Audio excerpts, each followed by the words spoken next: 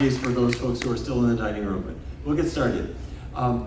When you eat bad food and it causes a disease, the idea is to change how we eat. And that's been what we've been talking about for a long period of time. Certain foods cause disease. However, we now know that you can take a little bit deeper dive. Certain foods affect our hormones, and hormones affect everything in your body. So if you can control how your hormones work, you've got control over a huge number of things, including things we thought we could never change.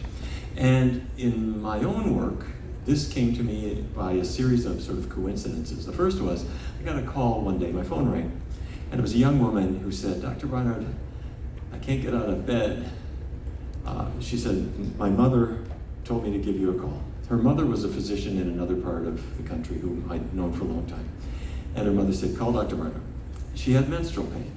Now, a lot of women have cramps, but for maybe 1 in 10, there are times where they are so intense, they're essentially disabling, and you're not going to a business meeting that day. And that was exactly her situation. She said, "I got to get on a flight," and da-da.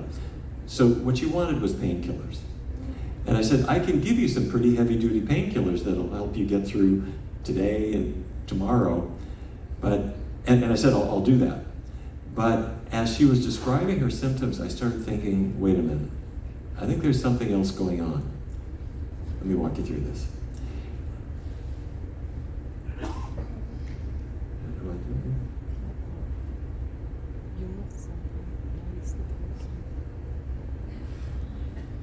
Okay, all right, there we go. This in the middle of the screen is the uterus. And out to the side, you see the ovaries, and they're joined by the fallopian tubes. And that little, you see that pink lining in the center? That's the endometrium. That's the lining of the uterus where, if a woman is pregnant, that's where the little developing baby is attached. And every month, that swells under the influence of estradiol and other estrogens. Okay? So, the estrogens, the female sex hormones, they're the most optimistic thing you can imagine. They think you're going to get pregnant every month. This could happen. And so they want to get the uterus ready, and so they thicken up that endometrial layer in anticipation of pregnancy. And then at the end of the month, the disappointed uterus discovers we are not pregnant after all, and so that layer breaks apart. And when it breaks apart, it releases prostaglandins that cause cramps, that cause pain. I was hypothesizing, which is my fancy word for guessing, that in this young woman who was calling me, she might have too much estrogenic activity, too much thickening of the uterine lining, so that at the end of the month, there's too much prostaglandins being formed, too much crampy pain, and that was the issue. Or, that's called primary dysmenorrhea. Or, endometriosis.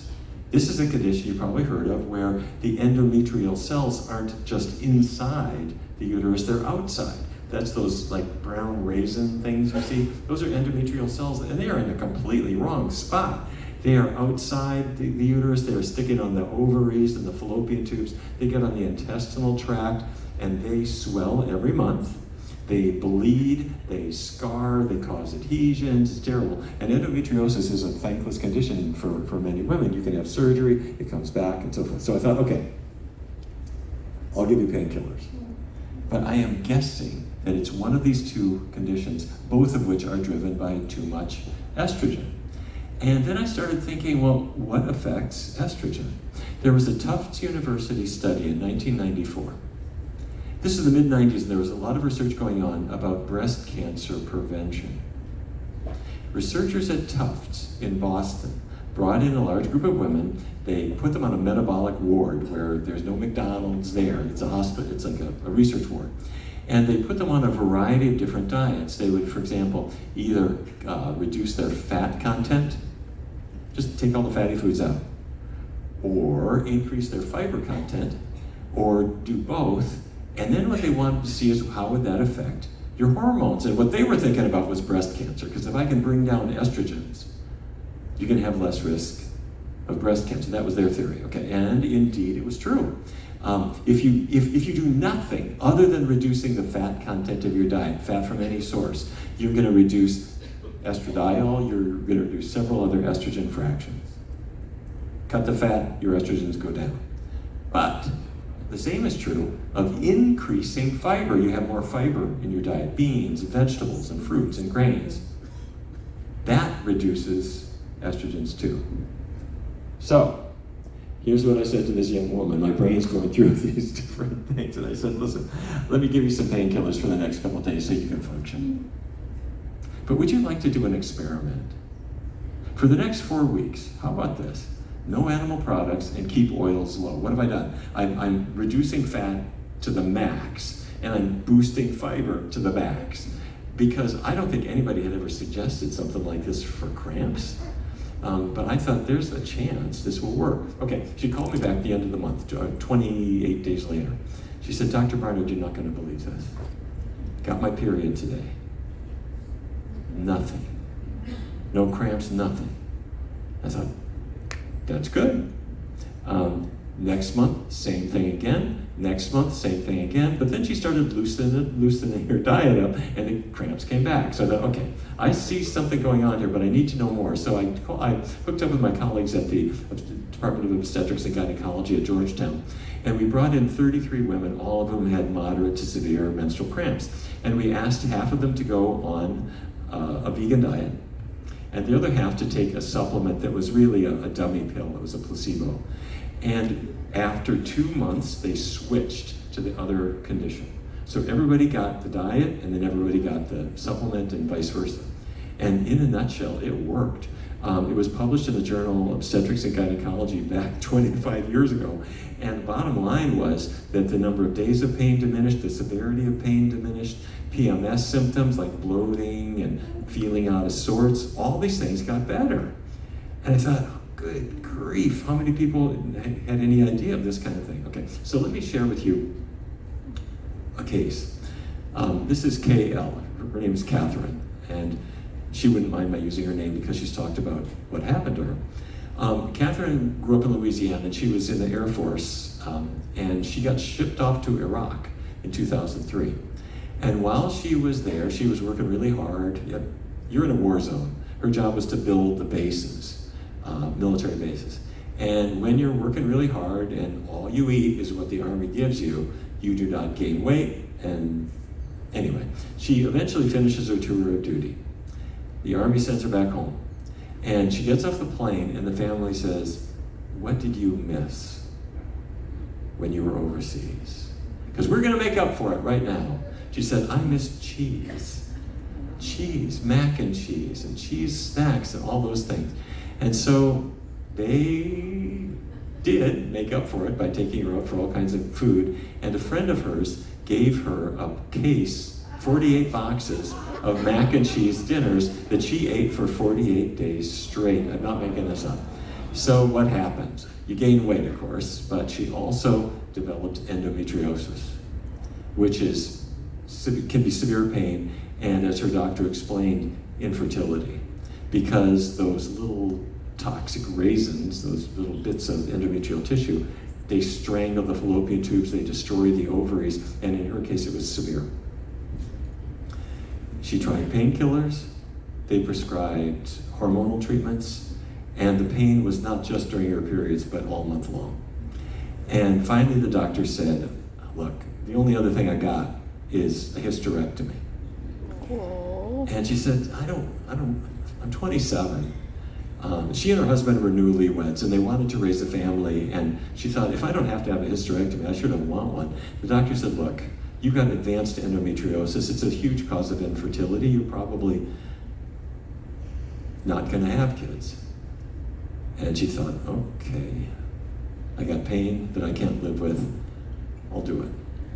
So they scheduled the procedure, but they couldn't do it for about 5 weeks.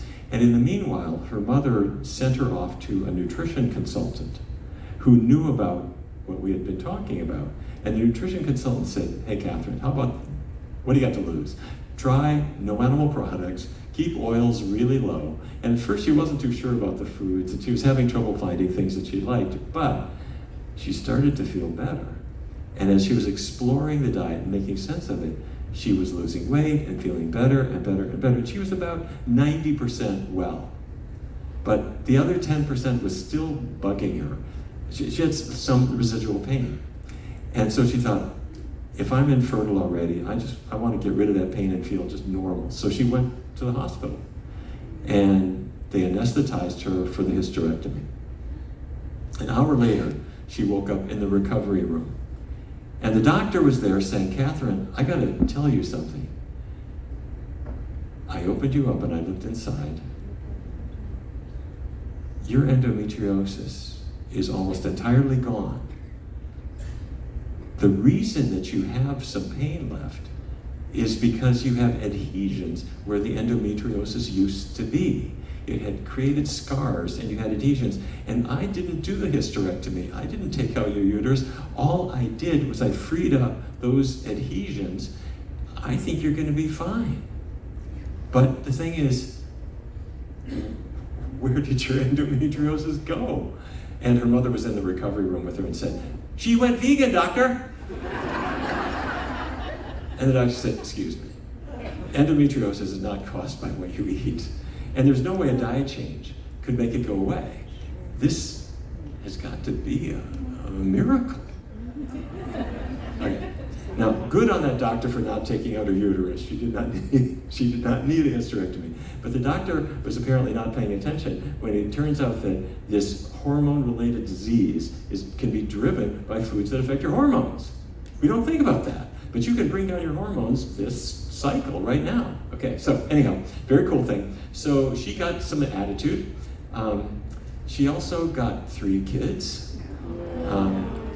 And she decided that people need to know about this. So she started a center in Dallas where she teaches other women about how to take back their health and what they can do. Okay, so anyway, that's Catherine.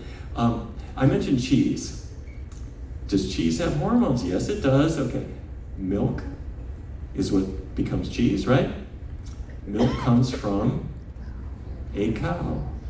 Cows don't make milk until they are pregnant. And this is a kind of a creepy thing, but let me just walk you through it because this has biological significance. On every farm in the world where you have dairy cows, you don't just wait around for them to get pregnant. You don't play Barry Manilow records and give them roses and hope that romance will occur. What happens is the cow is chained up by the neck, and a farmhand takes his left hand and puts a big long sleeve, rubber sleeve, all the way up to his shoulder, and sticks his hand in her rectum. She is not keen on this, but she can't stop it. So he sticks his hand up her rectum because once you get up to about your elbow, you can feel her uterus through the rectal wall. You hold it still. With your right hand, you take what looks like a knitting needle, jam it through her cervix, and then you insert semen you took from a bowl. And she will get pregnant whether she wanted to or not. You write a number on her flank, and 9 months later, she will get pregnant. Now that she has been pregnant, once she gives, she will be pregnant for the next 9 months. She will give birth. And all the farm hands gather around, and a newborn calf is the cutest thing you have ever seen. It's all like elbows and, hi mom, what's this? And there's a bonding. The mother starts cleaning up her baby, and it's really something to see. Except, somebody comes in with a wheelbarrow, and they pick up that calf, and they put that calf in the wheelbarrow. And the mother-infant bond is the strongest bond in nature. And she wants to know, what are you doing with her calf? But they take the calf away, and then they'll put a gate that'll stop her. And she's going to cry all night long, and every dairy knows this. And anyway, she goes through this once a year, and at age 4, she's going to be killed because she's not productive enough. She would normally live to be 20. On dairies, they die at about 4. So anyhow, I hope I'm cheering you up. The point is that she's impregnated every year, and they milk her during the successive pregnancies. So 9 months she gave birth. At 12 months they impregnate her again. They keep milking her. So a pregnant cow is making estradiol. It's getting into her plasma. It gets into the milk, and it gets into the Velveeta and the ice cream and everything that's made from it. And people who buy cheese or ice cream have no idea, but there's estradiol in every dairy portion that you serve your children or you consume yourself. Creepy stuff. All right. No, there's no such thing as hormone-free milk because the cow makes it. So let me shift gears a little bit and talk about the other end of the reproductive window, which is menopause. This also started with an unusual situation. I was sitting at my desk, my phone rang, and it was a woman who called me up, and her name was Betty. And Betty said, Dr. Barnard, I had the worst hot flashes. You won't believe it. But I read your book. I wrote a book called Your Body in Balance, which is all about how foods affect hormones. She said, I read Your Body in Balance, and I did what you said, and my hot flashes were gone in 5 days. I said, wait a minute. I didn't promise that. I just talked about how foods affect hormones and how this ought to affect menopause. I didn't say it would happen that fast. She said, no, you said like vegan and low fat, and there was something about soybeans, so I did all that. I said, what exactly did you do? She said, I was totally vegan, no animal products. And before this, she was having terrible problems with hot flashes. Okay, for somebody who has never had hot flashes, the heat comes up from your chest, and you're trying to make your board of directors speech, and suddenly it's 300 degrees in the room, or you're trying to sleep, and you wake up in a puddle of water, and this happens like 3 times a night. I mean, it's like a miserable thing. And you see the doctor, and the doctor says, well, I can give you hormone replacements, and you say, wait a minute, I read the black box warnings on that. What else you got? And anyway, it puts people in a tough spot. So anyhow, Betty called me up. She said, my hot flashes were gone in 5 days. And I said, exactly what did you do? Totally vegan. She said, I completely avoided oily foods. No added oils, I wasn't eating any fatty stuff. And I had soybeans every day. How much did you have?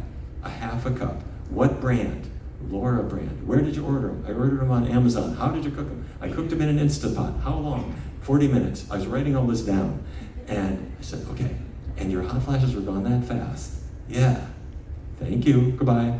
I ran into my research director is Hanna Kaliova. Some of you might know her. She's a brilliant endocrinologist. I said, Hanna, stop what you're doing. I got our next study. We're going to test out Betty's diet.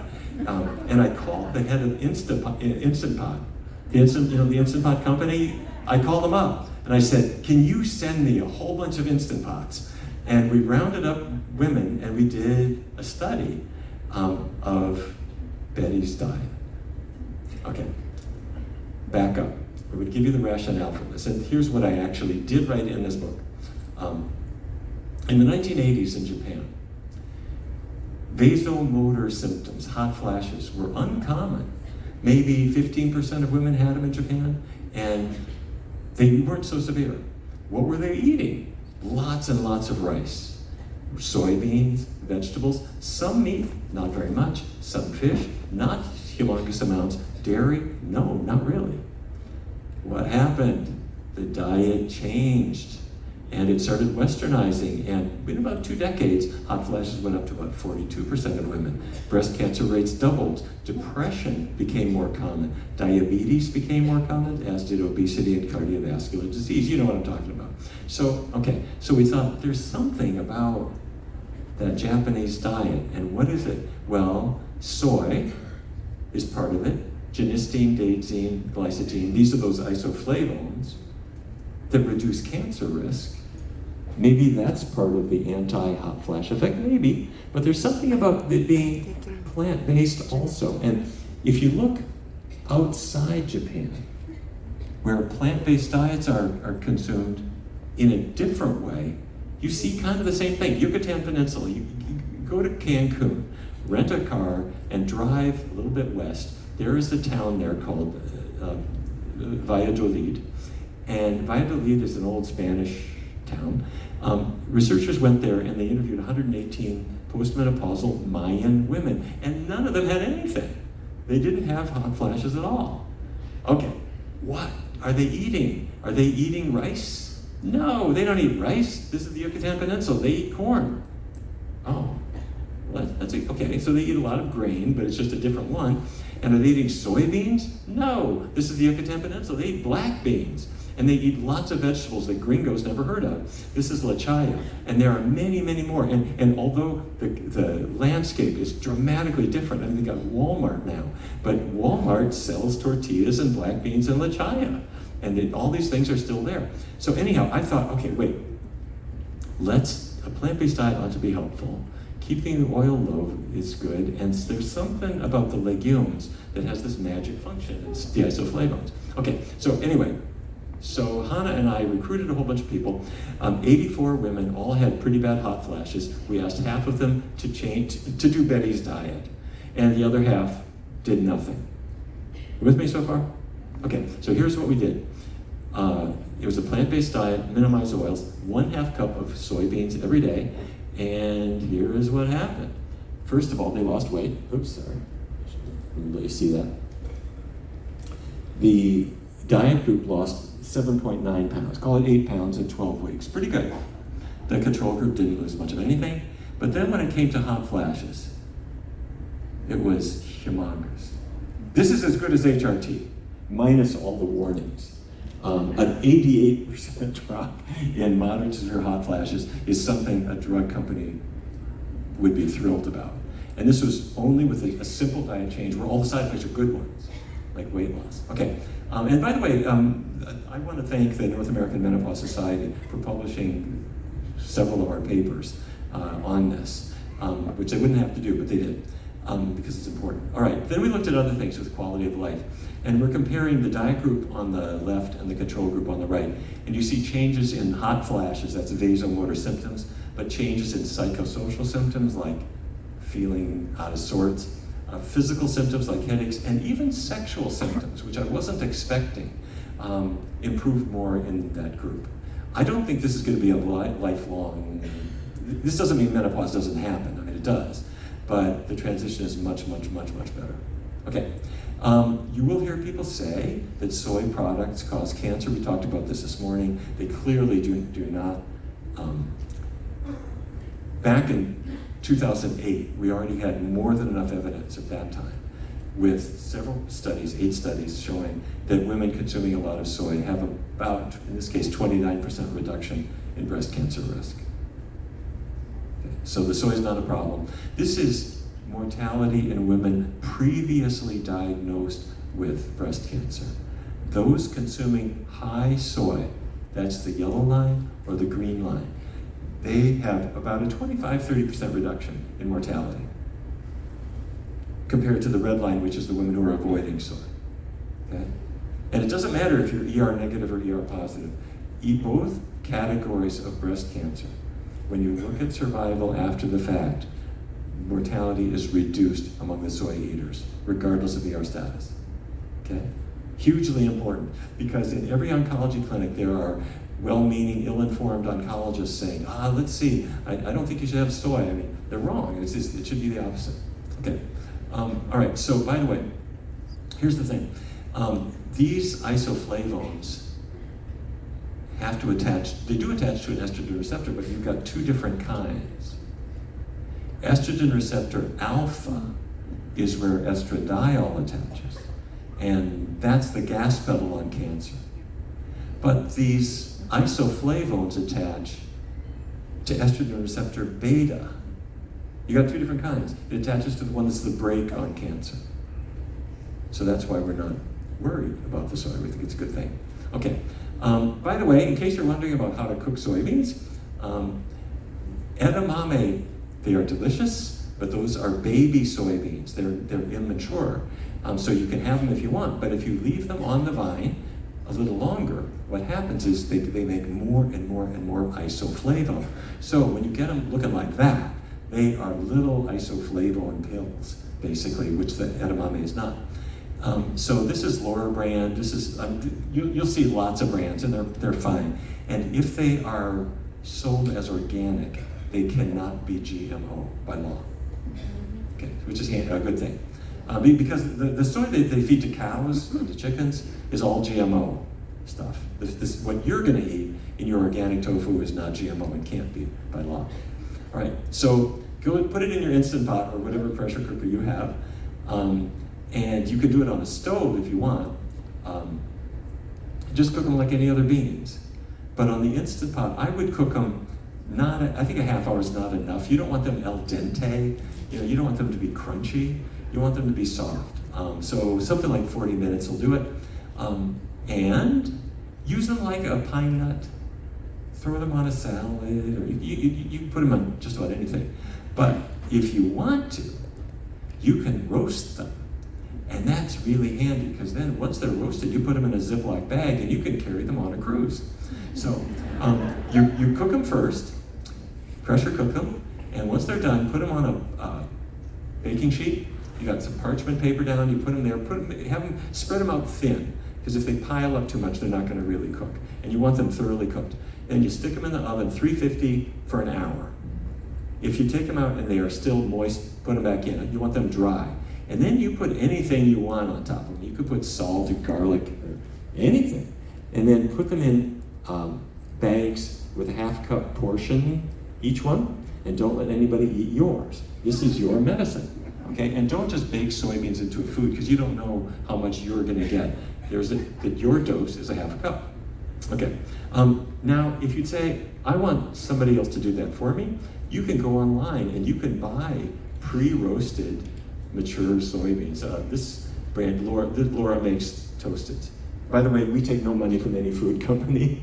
The Physicians Committee doesn't. I'm just letting you know about this because this is what we did. We're not, you get it. Anyway, all right, isoflavones and soy products. Why did we use mature soybeans? Because to get 60 grams of isoflavones, you only need a half a cup of mature soybeans. If you want to do it with soy milk, go ahead, but you have to drink about 2 quarts. So the soy milk is good, it's fine, it's great. But to get the real concentrated isoflavones, that's why we use the soybeans. Okay. So back to breast cancer just really quickly. I mentioned that there's hormones in dairy. So at the Adventist Health Study 2, there are a whole bunch of killjoys there who want to take the fun out of ice cream. Gary Fraser is a terrific researcher there, and he's been, for many, many years, ran the Adventist Health Study 2. What they did is they took advantage of the fact that the Adventist population is health conscious, and it's a huge number of teetotaling non-smokers. And so they've studied their health and studied different dietary patterns. And so a lot of the rest of us researchers have been watching what data has come out of this population. And anyway, in 2020, they came up with this amazing thing. They took advantage of the fact that unlike all the rest of the country, you've got a lot of people who either consume a lot of dairy or none at all. Because in the Adventist population, there are many people who are vegan. There are also many people who are lacto-vegetarian. And the lacto-vegetarians are making up for the absence of meat by going to town with dairy. So anyway, what Gary Fraser's team did is they looked at dairy intake, that's the x-axis, and going across, the further you go out is more and more dairy. And the y-axis is breast cancer risk. And you can just see something that you're not gonna see in an overall population where everybody is consuming dairy in some form. When you can spread it out this way, you see a pretty clear, nice, frightening relationship. Okay, so that came out, and everyone thought, well, let's look at other populations where there's a more pronounced gradient. And in China, the Kaduri Biobank studies, huge study, 500,000 people, and they took advantage of the fact that in China, there's a lot of people who have never had a drop of dairy in their life. But there are also a lot where westernization has caused dairy to be a thing. So here's what they found. They followed these people for 11 years, and bottom line, if you have just 50 grams per day of dairy, you would have a 17% increase in breast cancer risk. And that's not much. 50 grams is a half a cup. So a quarter cup, sorry. So it's very, very little. So what we're seeing is at the low end of the spectrum, when people start bringing in dairy, you see these major increases in breast cancer risk that just continue to rise. Okay. All right, men, don't go to sleep. The prostate gland is put in a most inconvenient position. For some reason, they couldn't find anywhere else in a man's body to stick it, so they put it under the bladder, and it will enlarge and cause all kinds of problems. And you can have just benign enlargement, but you can also have a cancer cell arising. So researchers have looked at links between milk and prostate cancer. And we've known this for a long time. This goes back more than 20 years.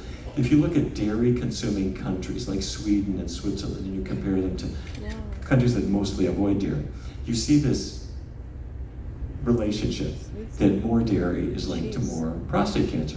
So researchers at Harvard wanted to know, what's this about?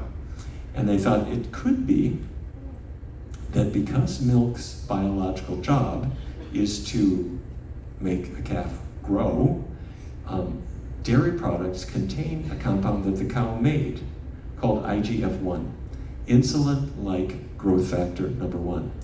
And if you drink milk, your IGF-1 level will rise, partly because of the IGF-1 in milk, but also because there are compounds in milk that stimulate IGF production in your body. That in turn is linked to a higher risk of both prostate cancer and breast cancer. Okay, so in 2001, Harvard researchers looked at a large group of physicians, the Physicians' Health Study. They tracked what they ate, and they tracked their health over time. And what they found is that those who had 2.5 servings of dairy per day had a 34% increased risk of prostate cancer. When that came out, this was not a huge surprise, because they had already done a study 3 years earlier where they looked at health professionals. These are not doctors, but it's pharmacists, psychologists, and others, and much larger group, and 2 milk servings a day increased the risk of prostate cancer by about 60%. So what we think is going on is that instead of driving the growth of the calf, it's driving the growth of hormone-sensitive organs in the man's body. So, by the way, these are health-conscious people, so they're not drinking whole milk, they're drinking skim milk, and that was at least as bad a driver. It's not that dairy fat is bad for many other things, but we think it's the dairy sugar and the dairy protein that's probably doing the bad stuff here. Okay, so then by 2016, there were quite a number of studies that had come out at that point, and they were put together in a meta-analysis where you're just trying to look at what the jury has decided about all these findings. And what they basically said is you will see across studies that a high dairy intake increases the risk of prostate cancer by about 43%. Now, the reason that's really bad is that prostate cancer is not rare anyway. So if you're going to make it 43% even more common on top of that, that's a lot of people. So we believe it. We do not see this with soy milk, by the way. We see the reverse. Okay, with regard to prostate cancer survival, you might know this. Dean Ornish did a great study. After he had shown that you could reverse heart disease with a plant-based diet, he started looking at prostate cancer, and he brought in a group of men who had prostate cancer, 84 of them. And it was a form of cancer for these men that was not super aggressive, which is fairly common. In older men, the doctor will say, it's growing, but it's not growing fast. So chances are, you're going to be okay for considering your life expectancy. And they track PSA, prostate-specific antigen, and if it's not rising really fast, they'll just say we're going to be we're going to do watchful waiting and see how you do. That's these guys. Okay, so 84 of them. 1-year study. There was a control group. They were asked to do nothing for a year, just do their normal diet. And what happened to them is what happens to guys with prostate cancer, is on average their PSAs went up 6%. And of the 43 in this group, 6 of them said, I can't stay in the study anymore because my urologist said I gotta have surgery. My cancer's advancing too fast. Okay, very common. He had an experimental group that did a low-fat vegan diet. Their PSAs did not rise. In fact, they didn't even stay the same. They started dropping, not a lot, but about an average 4% drop which is exactly what you want. And there wasn't anybody who required any treatment, at least during this year. Now, don't cancel your doctor's appointment. If you've got prostate cancer or any other condition, your doctor's job is to monitor you and recommend treatments, and that is important. But put everything in your side, and that includes using food like the medication that it is. And the side effects, of course, are all good. You know, the guys start to discover that healthy eating does a whole lot of other things besides protecting your prostate, things that you know about. Weight loss and improving diabetes, and bringing down blood pressure and reducing your need for medications, and so many other things. Okay, so I'd like to focus for a little bit on the question of processed foods. And the reason I want to talk about this is that you will hear many people say, it doesn't really matter about eating meat or eating cheese. The problem is processed foods. And by that they mean Frankenberry cereal or something like that. Something with colors in it or something ground up and whatever. Let's just talk about this for a little bit. There are processed foods. You can take soybeans, and you can take those soybeans and make them into sausage. Is it processed? Yeah, it is. You could turn it into veggie bacon. Is it processed? Yes, it is. Is it harmful or is it helpful? Well, let's first of all look inside a processing factory. Have you ever looked into a processing factory? Here it is. This cow is fed soybeans, or it could be fed corn. And it goes into the first of 4 stomach compartments. And the food that cow ate is going to sit in that compartment and ferment for up to 2 days. And then it goes through this reticulum, which decides, okay, I think it's fermented, you've chewed it up enough, I'm going to send it further along, or it's not ready yet, burp it up and chew it some more, and the cow chews cud, and then it goes back down, and sooner or later, it will go through the rest of the stomach compartments, the omasum and the abomasum. Okay, so it's getting digested, and then it goes through the small and large intestines. And as it's going through, various enzymes are converting the feed grains, whether it's corn or soybeans or grass, converting them into other things. What I'm saying is this is a food processing machine. You could have eaten the corn yourself or the soy yourself, but no, we're going to run it through this machine first. Now, what does that do? Well, first of all, the plant protein that the cow ate is now converted to animal protein. And that's not so good, because animal protein has a slightly altered amino acid sequence compared to plant protein. And back in the 1950s, we thought that was a good thing. Animal protein is so superior. But then those Harvard killjoys took on this one as well. And they said, if you eat animal protein compared to plant protein, are you better off? Everyone thinks it's better, but is it?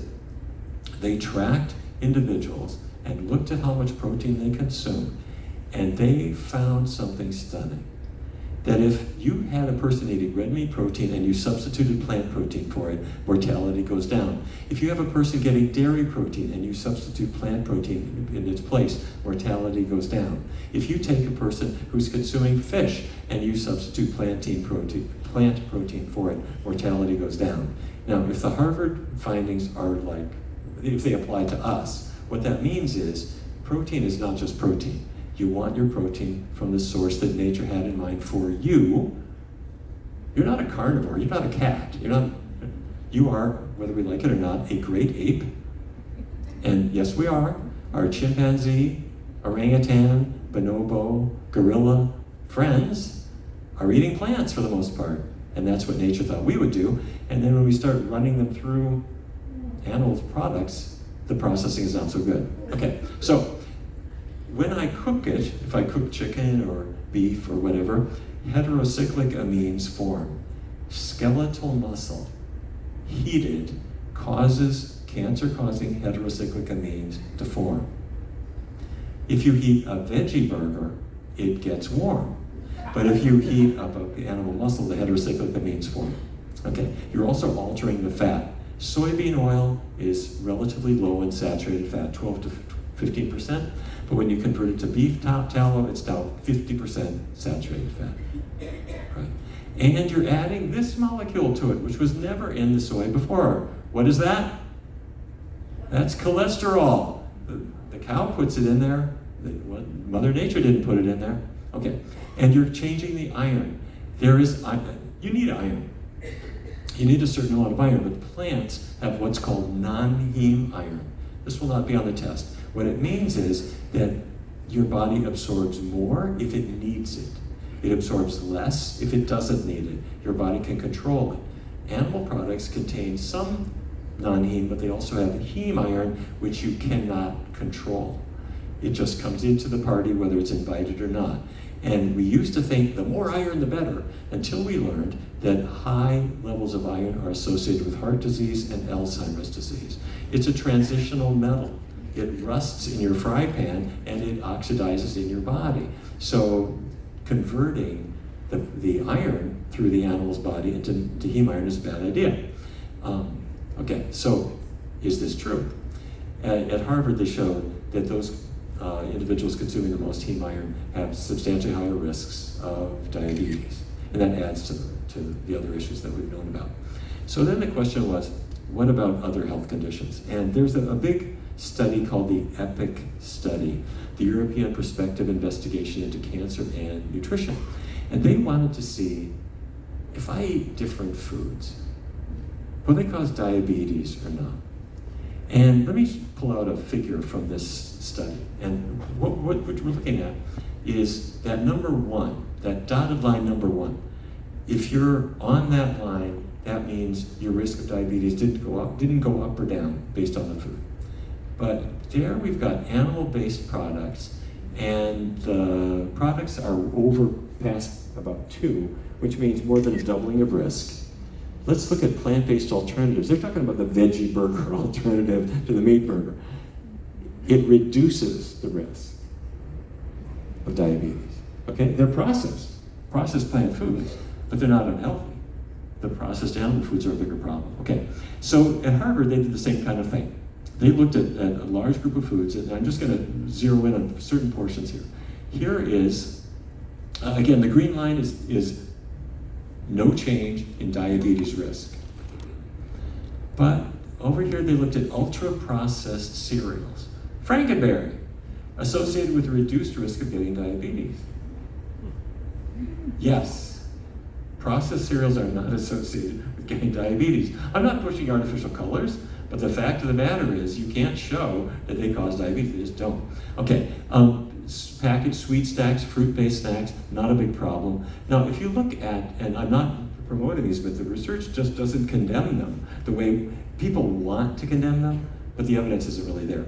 Okay, now let's look at sodas, things like that. They are associated with increased risk, but oddly enough, it's true whether it's a sugary soda or an artificially flavored soda, artificially sweetened soda, whether it's got sugar in it or just a sweetener, they are both equally associated with diabetes, which I suspect is because the soda is not driving it. It's the fact that you have the soda with your cheeseburger. Sodas are consumed with fast food meals, and I'm guessing that that's the confounder. We don't know that for sure, but that's one of the conjectures. But if you really want to get diabetes, the best way to do it is animal-based products. So what they were looking at is processed foods in general are associated with a higher risk of diabetes. But when you start breaking it down, not every processed food is doing that. The animal-based ones are bad. Sodas, you could argue, are bad. The plant-based foods are really not associated with diabetes. Okay? Still, you do want to choose healthfully. I'm not suggesting we go out and eat junk food. You want an apple that is an apple. You want your vegetables and grains and beans. But the idea of beating up on all processed foods and using that as a reason to eat steak, not a good idea. Okay, so the mechanical factories might add sugar or salt or vitamins and different things when they're making your cereal or something. But the biological factory, a cow or a chicken, does much more processing that's harmful to health. Make sense? Okay, so a healthful diet is vegetables, fruits, whole grains, beans, vitamin B12, don't forget your vitamin B12, especially for people over 50, but really at any age. You want it for healthy nerves, healthy blood, and so forth. Let me stop at that point. If there are any questions or comments or whatever, I'd be glad to take. Yeah. What makes me absolutely crazy is that my cardiologist can't talk to me about open plant-based diet. There's no knowledge about it at all. Cardiologist, no discussion, no conversation on prostate health or gynecological. Let me see, guys. How many people wish their doctor knew something more about nutrition? Okay, give up. It's not going to happen.